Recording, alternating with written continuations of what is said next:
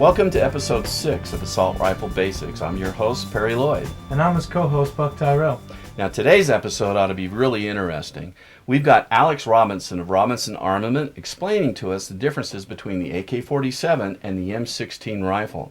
And not only is he going to get into the differences, he's going to get into the advantages and disadvantages of both rifles. Well, I know that these are just Alex's opinions. However, it makes a lot of sense to me. That's right, Buck. They make a lot of sense to me, too. But you know, we want to hear from you, the viewers, what your opinions are on both rifles. You know, that's right, Perry. You, the viewers, can mail us your opinion to Buck at assaultriflebasics.com or Perry at assaultriflebasics.com. And now Alex Robinson. I'd like to talk now about the advantages and disadvantages of both the AK-47 and the M16 rifle. The AK-47 rifle's greatest attribute is probably its reliability. It is designed, as I said earlier, in the 40s by Mikhail Kalashnikov, and it is said that he borrowed things from many different rifles. It has a 2-lug bolt, which means that the bolt locks up on 2 lugs, and many have said, well, it looks a lot like an M1 carbine bolt from World War II. He may or may not have looked at that and copied or not. Also, there is a flag-type safety, which was a Browning design. Browning's Remington Model 6 rifle had a similar flag-type safety. Regardless of whether he borrowed things from other rifles, he put it together in a package which is just unbeatable as far as reliability and durability.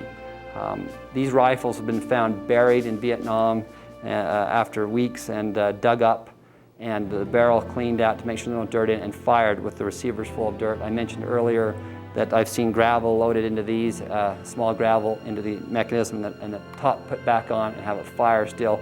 It's an incredible weapon. It's very light. They typically weigh about 7 pounds, which is actually considered fairly heavy for a rifle of its type. The biggest failure of the rifle are some of the ergonomic features. They have a tangent rear sight like is found on a pistol, and the rear sight is located halfway down the top of the receiver or the weapon. Many people, many Westerners like myself, find those hard to sight with, although with some practice they become very easy. You'll notice the safety being only on the right side of the rifle.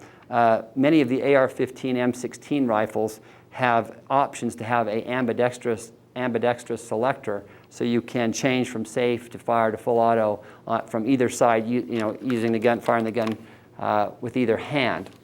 The AK-47 doesn't have that feature.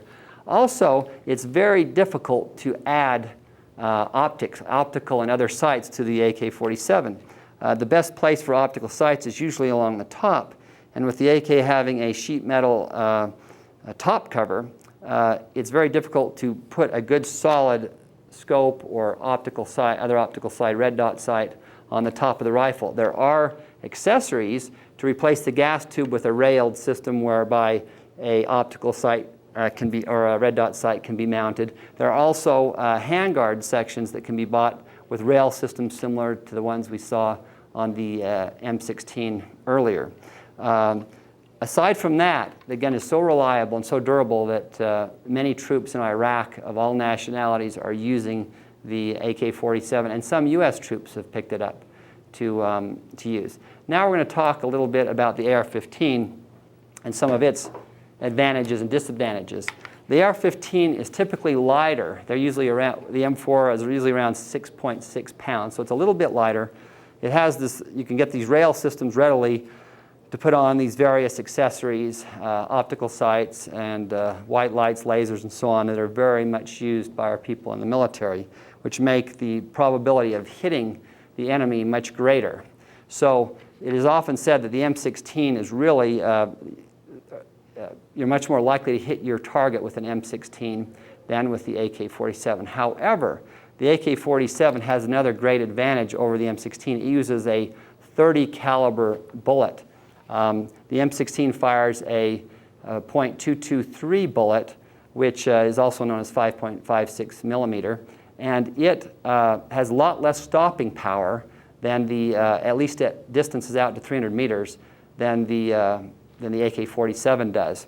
So you can hit things more easily with an AR-15, but you can't put them down as fast. And a lot of the research and development that's going on today is how to make this, how to make the .223 bullet more lethal, especially at close ranges, or more immediately incapacitating. Soldiers have been known to fire as many as 5 shots up close into an enemy and have them live long enough to shoot back, where with 1 or 2 rounds from the AK, they would be down and out of business.